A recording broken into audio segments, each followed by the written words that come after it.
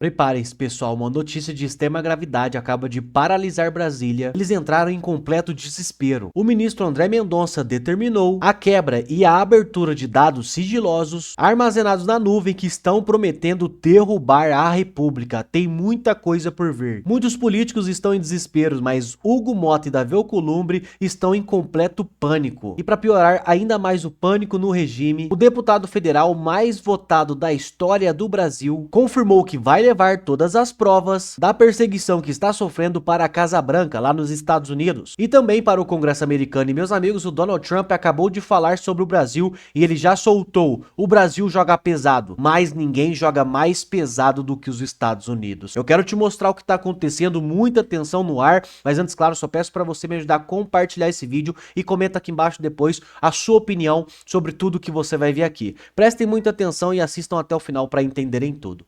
Olha aí. E o presidente do Senado, Davi Alcolumbre, afirmou que nunca recebeu qualquer quantia em contas no Brasil ou no exterior. Ele disse que a recente matéria da revista Veja, ligando o senador ao caso Master, é falsa e foi inventada com o intuito de prejudicá-lo. Eu repudio com toda a firmeza e com toda a indignação o conteúdo dessa matéria. Jamais recebi aqueles valores ou outros quaisquer, no Brasil ou no exterior, por qualquer motivo que seja. São alegações inteiramente falsas, com a única e aparente intenção de arrastar para a lama o meu nome, a minha honra, a minha reputação. Vou repetir a Vossas Excelências. Jamais recebi quaisquer valores em contas no Brasil ou no exterior. Isso absolutamente nunca aconteceu. Faço questão de afirmar isso para tranquilizar esta casa, os senadores e as senadoras da República e a sociedade brasileira. É espantoso e igualmente revoltante que uma acusação dessa gravidade seja publicada sem qualquer prova, sem qualquer evidência. Alcolumbre também afirmou que o episódio não representa um ataque apenas a ele, mas ao Senado brasileiro como instituição. Esse não foi um ataque dirigido apenas ao senador Davi Alcolumbre. Foi um ataque ao Senado, ao Poder Legislativo e a sua autonomia. E faço aqui um apelo aos senadores e às senadoras desta casa. Não podemos permitir que isso se torne uma prática normal no nosso país. Não podemos admitir que autoridades públicas, instituições ou qualquer cidadão sejam desmoralizados com base em fatos inventados e acusações absolutamente sem nenhuma prova. Esse ataque pessoal e institucional será defendido com as armas da lei, da justiça e da verdade. É que eu não brinco com assuntos religiosos, não é uma brincadeira que eu estou fazendo. Mas Deus está muito tolerante, né? Depois de um discurso desse, tinha que cair aquele raio bíblico. A gente lê aquelas referências para explodir a tribuna e a plateia. Porque é uma mentira atrás da outra. E os caras ali fingindo que estão ouvindo um discurso sério. E eles sempre começam burros, esses malandros brasileiros, porque eles acabam matando no nascedor a possibilidade de um álibi com alguma credibilidade. Ele falando, não, pode investigar, porque não há nada contra mim, então todo mundo sabe. Todo mundo, e eles começam assim, essas denúncias são falsas, eles não sabem que é do beabá do jornalismo. Quando você tem uma denúncia a fazer contra um cara, isso aí, quando eu trabalhava na Veja há muitos anos, já era assim. E isso aí vale para qualquer redação. Você tem um material muito grande, você solta a primeira leva de denúncias, que é justamente para o jeito de morder a isca. para fazer o discurso. Isso é uma trama contra mim. E aí você despeja gravações, provas materiais, etc, etc. A Alcolumbre acaba de cair nessa armadilha perfeitamente lógica e que não tem nada de ilegal. Ana, só para a gente recuperar, na semana passada, inclusive, nós comentamos essa reportagem da Veja, que nessa segunda proposta de delação premiada, que foi já rejeitada pela Polícia Federal e pela Procuradoria-Geral da República, a Vorcaro teria dito que pagou a Davi Alcolumbre 30 milhões de dólares, que dá aí 155 milhões de reais, numa conta do exterior para que o senador atuasse nos interesses a favor do Banco Master. E agora a gente vê aí o senador Davi Alcolumbre usando o plenário do Senado para defesa pessoal, negando essas acusações. Não, porque a questão é, por que o senador não dá uma coletiva e abre para as perguntas dos jornalistas? Porque se ele diz, não tenho dinheiro no Brasil ou no exterior em meu nome, aí a gente pergunta, e algum fundo? O senhor tem dinheiro em algum fundo? O senhor é ligado a algum fundo? O senhor tem conta em Delaware, por exemplo? Não é simplesmente ele chega ali e não tem nada em meu nome. Hoje em dia a gente sabe que é muito fácil você esconder o seu nome atrás de grandes muralhas. Agora, quando atacavam o presidente Jair Bolsonaro, quando jogavam futebol com uma réplica da cabeça do presidente da República, aí não era ataque à instituição, à presidência, era ataque legítimo ao presidente, ao Jair Bolsonaro.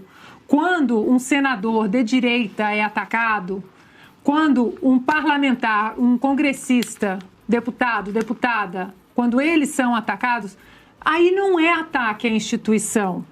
Você criticar um ministro do Supremo, isso que o Alcolumbre fez é discurso político que a gente está acostumado a ouvir que vem do Supremo. Você critica uma decisão do Alexandre de Moraes, porque o ataque à instituição... O próprio Daniel Silveira foi preso porque ele fez uma crítica a um ministro. Você pode condenar as críticas e falar não concordo, mas aí virou o ataque à instituição e deu no que deu. Então, essa historinha de dizer que você criticar, você pesquisar, você investigar um parlamentar é um ataque à instituição, no governo do presidente Bolsonaro não era assim, não colocavam. Podem atacar Jair à vontade, que não é ataque à presidência. O Nunes Marques ou foi em algum momento, apadrinhado pelo Ciro Nogueira. Também vamos nos lembrar disso, o Ciro Nogueira está com o caso Vorcaro até as tampas.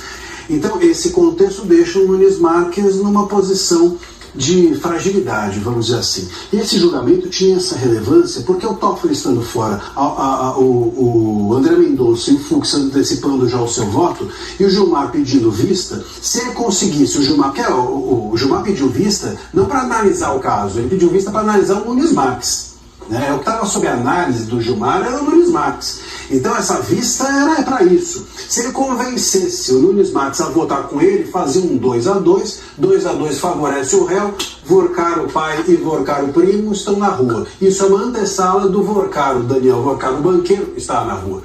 Sobretudo no ano que vem, quando o Moraes estará na presidência do STF. Então, se solta o primo, se solta o pai, por que não soltar o próprio Daniel Vorcaro? Esse era o grande risco. Era um balão de ensaio. Nós estivemos hoje diante de um balão de ensaio de como desmantelar o caso Master, porque se o Daniel Vorcaro, depois da soltura do primo, do pai, fosse para a rua, nunca mais a gente ia ver. Ou o Daniel Vorcaro ia sair do país, ou ia sair do planeta Terra, né? Se é que vocês me entendem. Então, diante desse contexto, esse julgamento era bastante relevante. E o Nunes Marques é alguém que, incógnita é uma boa palavra que pode ser sempre atribuída a ele. Nunca ninguém sabe para onde o Nunes Marques vai. Eu cheguei a dizer outro dia que o Nunes Marques é um ministro vesgo. Ele sempre está com o olho em cada canto. E alguém me corrigiu falando, eu não concordo, eu acho que é um ministro estrábico. Eu falei, então tá bom, é um ministro estrábico, seja como for, ele está com o olho sempre no gato e o outro no rato, ou no rato 1 ou no rato 2, a gente nunca sabe o que vem no Nunes Marques. O ponto aqui é que o Gilmar não conseguiu essa adesão e isso mantém o caso Master ainda de pé, porque essa porta para que o pai fique liberto, e depois o primo, e em seguida o próprio Daniel Vorcaro, se fecha agora com a manutenção dessa prisão. Quer dizer, o Gilmar não conseguiu uma dupla, e não conseguindo uma dupla, ele sabe que esse caminho ele não vai conseguir trilhar. Ele provavelmente vai buscar agora alternativas para desmantelar o Master, mas esse caminho ele não conseguiu trilhar. E aí tem um ponto, Paulo, aqui, que é relevante, que hoje aconteceu um lance estratégico antes desse julgamento, que foi a polícia sair na imprensa, né, algumas notícias sobre a participação do Henrique Vorcaro nesse caso. Quer dizer, o Henrique Vorcaro, que é o pai, até agora estava sendo visto como uma vítima, como alguma consequência dos abusos do Master, mesmo papinho que eles fizeram. Criado pelo filho. Exatamente. E o mesmo papinho, né, Augusto, que foi feito na Lava Jato, de tortura psicológica. Enfim, o Gilmar estava pronto para ir com essa e conseguir a adesão do Nunes Marques. Hoje à tarde, horas antes do julgamento na segunda turma, nós tivemos correndo a imprensa que o Henrique Vorcaro, ele tinha conhecimento de sistemas secretos da Polícia Federal dentro da casa dele quando foi feita a busca e apreensão, que o Henrique Vorcaro tinha colaboradores dentro da Polícia Federal que estavam cantando bola do que estava acontecendo para ele, de que ele inclusive participava de empresas de lavagem de dinheiro do filho, que a família Vorcaro, portanto, estava roubando unida. Houve um depósito também, bem fora de hora, de 2 milhões, fora do país, etc. Então, assim, a participação do Henrique Vorcaro, do pai, nessa história, talvez tenha servido como um contraponto a um desejo eventual do Nunes Marques de votar com o Gilmar. Essa pressão ocorrida hoje, quando isso aconteceu, o André Mendonça tirou o sigilo dos autos hoje. E aí, enfim, todo mundo pôde ver o que tinha ali de prova. Isso talvez tenha sido um elemento decisivo para que... O Gilmar não tem pudor, a gente sabe. Mas o Nunes Marques talvez tenha olhado para essa situação e falado assim, bom, não vou com o Gilmar nessa, vou manter a prisão. E isso mostra que o André Mendonça talvez esteja aprendendo a fazer um jogo político dentro do STF que é relevante para que esse caso não morra. Diga, Augusto. Está na hora de aprender, né? Porque o Gilmar Mendes o chamou de covarde publicamente numa sessão. Eu não me lembro do que tratava, mas ele disse, inventou uma citação lá. Só não haverá salvação para o juiz covarde, porque o Nunes Marques estava discordando dele. Tem uma boa chance agora, de como ele está com a verdade, de optar entre a verdade e o cara que o acusou de covarde. Vamos ver se ele tem coragem. Agora, que dia que eu tenho? Quando cai o Dia dos Pais? É no segundo fim de semana de agosto. Podia esperar isso aí para tomar a decisão. Parece dupla sertaneja aí, o primo e o pai de Daniel Vorcaro. O Gilmar poderia esperar o Dia dos Pais para acionar a usina de habeas corpus para malandros. Aciona sempre que precisa para prestar essa homenagem, porque é isso que eu estava dizendo antes. Ou houve uma inversão aí, e o filho criou o pai, ensinou tudo para o pai, ou o pai viu a formação do filho e influenciou, né? Viu que o garoto dava aí para pegar dinheiro dos outros e ensinou alguns truques. Esse é o Supremo que não precisa de ninguém para se desmontar. É a famosa lapada, né, que a gente vai assistir agora. Quer ver só? Aperta o play, edição. Ao combate à criminalidade organizada, agora é preciso que haja métodos constitucionais de se fazer isso. Está havendo, ministro Gilmar, pode ter certeza. É fundamental que haja. O que eu não vou admitir é tentativas que eu tenho visto de desacreditar de forma indevida a atuação, seja minha como relator, seja dos investigadores. Não vou. Eu não vou transformar o certo em errado e nem vou admitir que isso seja feito. Então, a investigação, no que depender de mim como relator, seguirá seu curso. Interessante a questão da delação. Eu sempre disse para os advogados, não estou preocupado com delação. Não, primeiro que eu não prendo para fazer delação. Não me permitiria isso. Não dormiria tranquilo se eu fizesse isso. Em segundo lugar, que a delação é um ato de vontade da defesa. Alguns advogados vêm para mim, mas você não vai pegar todo mundo? Eu falei, eu estou preocupado em pegar o que a investigação determinar. Não estou preocupado se será todo mundo ou não. Estou preocupado com o que a investigação vier a esclarecer. Até porque a lei, na verdade, não dá a Vossa Excelência esse poder. Não dá, nem me arvoro, porque em outros casos, nós temos visto atuações dessa Jaez. Não na minha relatoria. Zizi, começa contigo.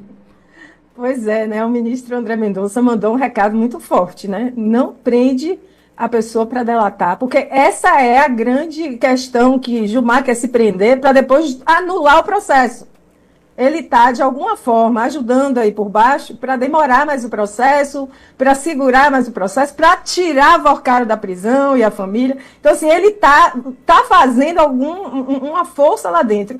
E o ministro André explica que ele não faz de jeito nenhum prisão para delatar, que as prisões que ele decretou são todas previstas no Código. São prisões porque a pessoa está cometendo o crime ou porque a pessoa está comprometendo a prova do crime.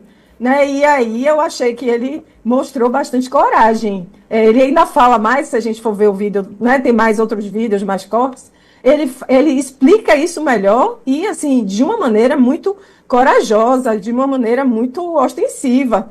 Que é uma coisa que assim, eu posso me dizer assim, estou falando de mim, eu me ressentia um pouco do ministro André em relação a esse enfrentamento, porque aí ele não está fazendo um enfrentamento político, aí ele não está fazendo enfrentamento na imprensa, usando X, né, fazendo um papel que não é de juiz, ele está fazendo um enfrentamento no processo, e está fazendo dentro da competência dele de juiz, e ele deu um senhor recado, viu, Pitoli? Olha, comigo o negócio vai acontecer dentro da lei. E não falem mal de mim nem da investigação, não, porque a gente está fazendo nosso trabalho.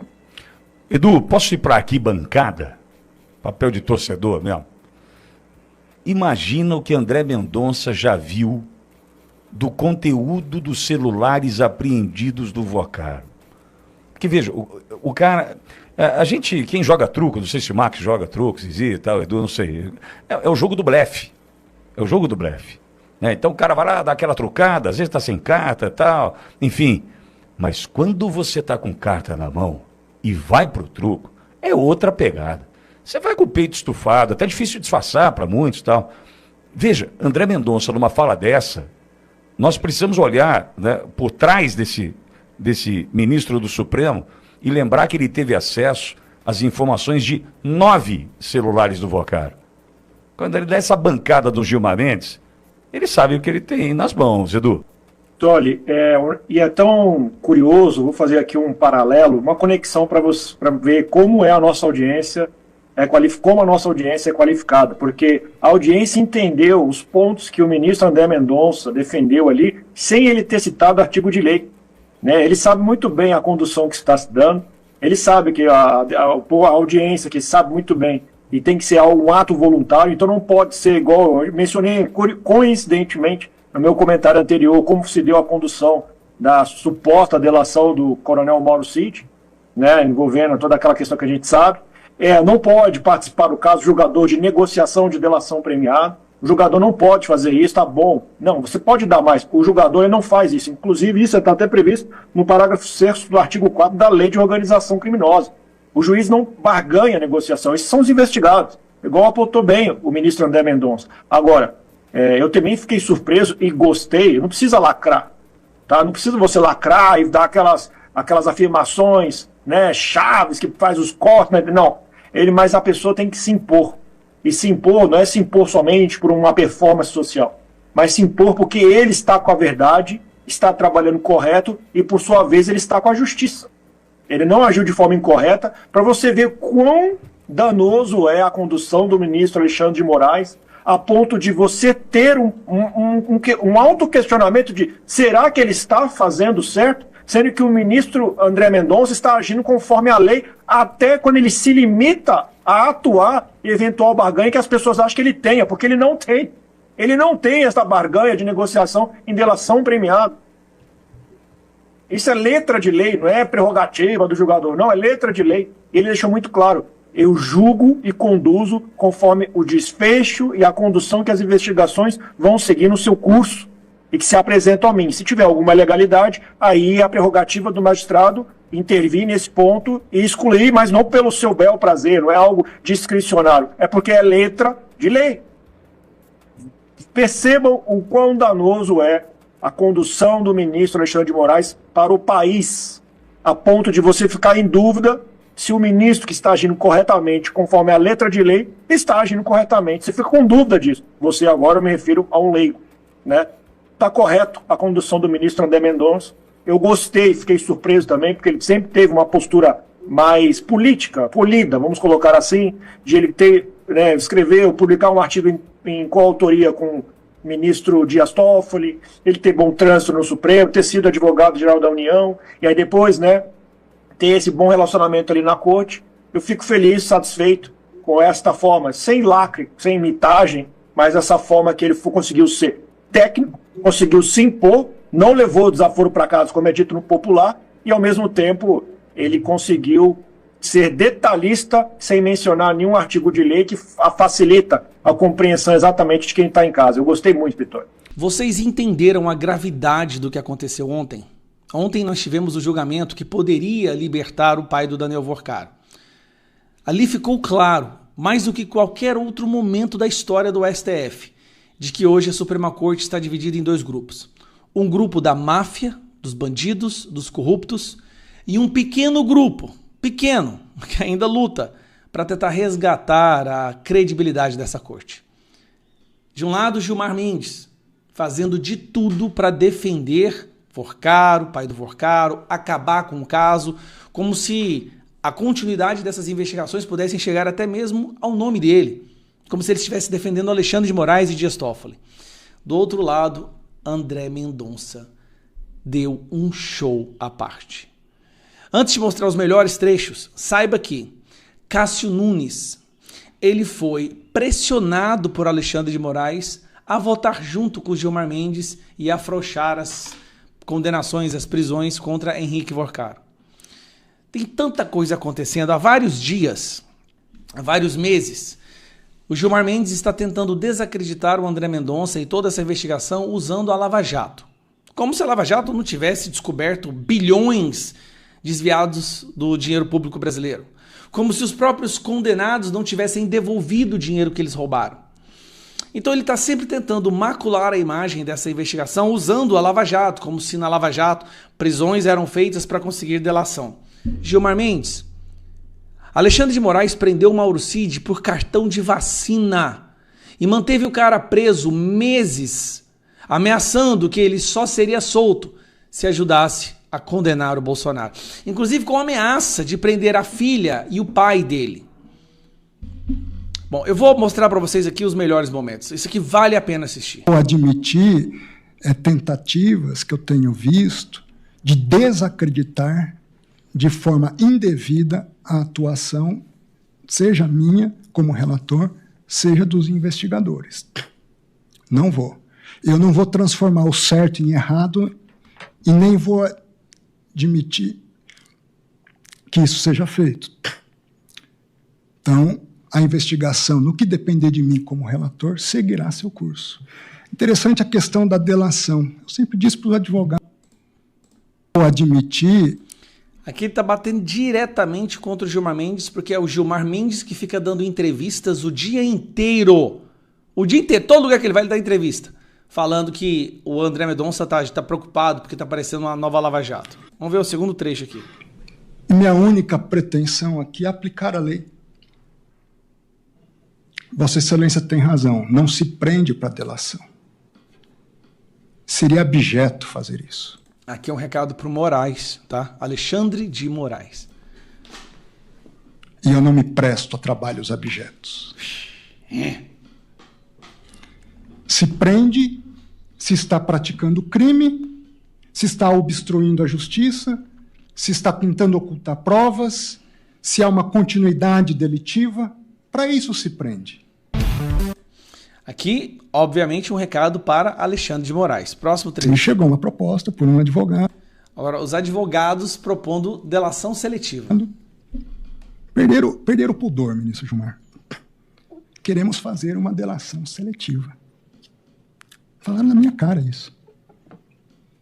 Eu disse, não faço questão de delação. Agora, delação seletiva, comigo não. Cara, delação seletiva. O que ele tá falando pro Gilmar Mendes aí? Gilmar, chegou para mim uma proposta dos advogados de fazer uma delação que não envolva os nomes do Dias Toffoli, do Alexandre de Moraes, o seu, do Alcolumbre. Infelizmente, delações assim nós não vamos aceitar. Nós não precisamos de delação. Sabe por quê? Porque a PF já sabe praticamente de tudo. Para que uma delação pudesse ser válida, o Vorcaro teria que entregar informações novas. Tá, agora vamos ver aqui. A criminalidade organizada. Agora é preciso que haja métodos constitucionais de se fazer isso. Estão havendo, ministro Gilmar. Pode. Aqui o Mendonça ficou puto nessa hora. É fundamental que haja. O que eu não vou admitir é tentativas que eu tenho visto de desacreditar de forma indevida. Esse trecho a gente já viu. Vamos lá. Segundo lugar, que a delação é um ato de vontade da defesa. Alguns advogados vêm para mim, mas você não vai pegar todo mundo? Eu falei, eu estou preocupado em pegar o que a investigação determinar. Não estou preocupado. Outro recado para o Alexandre de Moraes. Não sou eu que decido quem vai ser preso. É a investigação independente da Polícia Federal que vai fazer o seu trabalho, me entregar o relatório e através desse relatório eu tomo as decisões. Se será todo mundo ou não. Estou preocupado com o que a investigação vier a esclarecer. Até porque a lei, na verdade, não dá a Vossa Excelência esse poder. Não dá, nem me arvoro, porque em outros casos, nós temos visto atuações dessa Jaez. Em outros casos, como o caso do Alexandre de Moraes, ele manda a Polícia Federal investigar determinadas pessoas porque essas pessoas são alvos, como o caso que aconteceu ontem, que foi a condenação do Eduardo Bolsonaro. Não na minha relatoria. 7 milicianos. Estou com as filmagens do barco, eles estiveram aqui, foram no meu condomínio, me ameaçaram de morte. É disso que nós estamos julgando, ministro Gilmar. Não é o caso que nós estamos julgando. Não é Lava Jato. Esse é o caso que nós estamos julgando. Nós estamos julgando dois. Esse não é Lava Jato. Esse é o que nós estamos julgando. Porque depois eu vou chegar no Henrique. Viu? Nós vamos chegar. Calma que meu voto é longo também. Nossa senhora, foi bonito demais. Ó. Entendeu? Até porque há uma perspectiva... Parece que certos setores atuam para criar um vício. Tudo que querem é criar um vício. Há um sistema articulado para isso. Eu não sou cego. Eu estou acompanhando, estou assistindo os movimentos. Anos na AGU e no Supremo. E minha única pretensão aqui é aplicar a lei. Vossa Excelência tem razão, não se prende para delação. Seria abjeto fazer isso. E eu não me presto a trabalhos abjetos. Mano, Mendonça agora entrou no meu coração e não sai mais nunca. Meu Deus do céu, eu assisti cada vídeo desse umas 5 vezes. O que nós temos diante de nós, então? Uma parcela do STF envolvida no caso do Daniel Vorcaro, que receberam benefícios, dinheiro, contrato, vão fazer de tudo para anular essa investigação, vão fazer de tudo para libertar essas pessoas. E passaram um recado pro Daniel Vorcaro, ó, aguenta firme, aguenta, fica fazendo delaçãozinha michuruca qualquer, porque daqui a pouco o Alexandre de Moraes vai ser o presidente do STF e nós vamos acabar com toda essa palhaçada. Ora, onde já se viu? Prendeu o cara que pagava 3.600.000 para nós por mês. André Mendonça está mostrando, não é o crime do Vorcaro, a podridão do Vorcaro. O que o André Mendonça está mostrando aqui é a podridão do STF. Não é esse o foco que a gente devia estar. Daniel Vorcaro, fraude bancária, não. Tudo bem, gente criminosa sempre vai ter. Mas a Suprema Corte de um país chamado Brasil é parte ativa do crime organizado. E este cidadão aqui está conseguindo mostrar isso. Um abraço. Pessoal, a coisa tá feia, por isso que eu peço a ajuda de vocês, me ajudem a levar essa informação para mais pessoas, tá? É importante. E pessoal, olha só essa informação que eu queria mostrar para vocês. André Mendonça ganha reforço aí na sua segurança pelo caso Master. O polo mais frágil sou eu, disse aí o magistrado. O ministro do STF, André Mendonça, passou a contar com um esquema de segurança reforçado após assumir a relatoria do caso Master. A decisão foi tomada com base em avaliações internas da corte que apontaram aumento do risco à integridade física do magistrado. Além desse processo, Mendonça também conduz a investigação sobre supostas fraudes em descontos aplicados a aposentados e pensionistas do INSS, outro tema de grande repercussão nacional. De acordo com informações obtidas pela Folha de São Paulo, com pessoas ligadas ao tribunal, o reforço envolve ampliação do efetivo policial, presença mais ostensiva de agentes em compromissos oficiais, utilização de equipamentos específicos e monitoramento constante de possíveis ameaças. A mudança passou a ser percebida tanto no STF quanto no Tribunal Superior Eleitoral, onde Mendonça ocupa o cargo de vice-presidente. Durante a sessão da segunda turma realizada dia 16, o ministro mencionou os riscos relacionados ao caso Master ao comentar a decisão que resultou a prisão do Henrique Vorcaro, que é o pai do Daniel Vorcaro, e do Felipe Cansado, que é primo do ex-banqueiro. Na ocasião, Mendonça afirmou que a interrupção da investigação poderia ocorrer por meio de um atentado contra o relator. Talvez seja mais simples acabar com a investigação. Talvez basta algum desses atentar contra a integridade física do relator. O polo mais frágil sou eu, disse o magistrado. A nova estratégia de segurança é coordenada pela Secretaria de Polícia Judicial e pela presidência do STF, atualmente sob o comando do Edson Fachin, com participação da equipe do gabinete do ministro. Nem o STF, nem a assessoria do Mendonça comentaram oficialmente o assunto. Além de atuar no Supremo, Mendonça também mantém atividades acadêmicas e religiosas, incluindo funções como professor, fundador de um instituto jurídico e pastor. Em todos esses compromissos, ele passa a ser acompanhado por agentes designados pela corte, inclusive servidores disfarçados em suas pregações. Então ele está assim rodeado de segurança, ele está mesmo em uma etapa muito importante da República, ele está na principal investigação que envolve aí todos os políticos, todos os poderes da República. Então realmente tem que tomar muito cuidado, vamos orar, vamos pedir a Deus para que proteja o Mendonça e para que ele possa aí tomar as decisões corretas neste caso. E pessoal, o que pegou hoje, meus amigos, Trump diz que o Brasil está perigoso politicamente e fala também sobre a condenação do filho de Bolsonaro. Donald Trump acaba de dizer que o Brasil está perigoso politicamente. Eis o que disse aí o presidente americano, abre aspas, eles jogam pesado, mas ninguém joga mais pesado que os Estados Unidos. Fecha aspas, disse aí Donald Trump.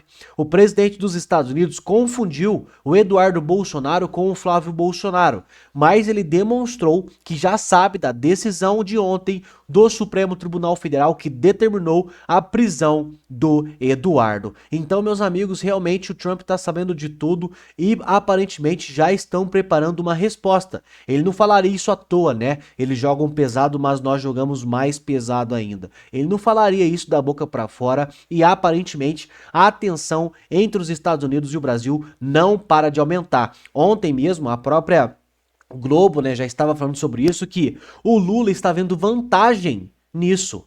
Ele está vendo que essa tensão contra os Estados Unidos está aí entre os eleitores aumentando a sua popularidade. Então ele está apostando na guerra mesmo aí de econômica ou que seja política contra os Estados Unidos para conseguir capitalizar eleitores. E isso é muito perigoso porque conforme mais sanções, mais tarifas, mais represárias a gente sofre dos Estados Unidos, pior fica a vida do povo. E tem muita gente batendo palma pro Lula todo dia, indo para cima e dobrando a aposta para cima da maior potência econômica do planeta. Eu sei que isso pode dar muita coisa errada, mas o que será que a esquerda está pensando? Eu quero perguntar para você, comentar aqui embaixo o que você pensa sobre tudo isso. É importante que você não se cale, que você continue lutando pelo nosso Brasil. Então comenta aqui, tá? Muito obrigado e até o nosso próximo vídeo.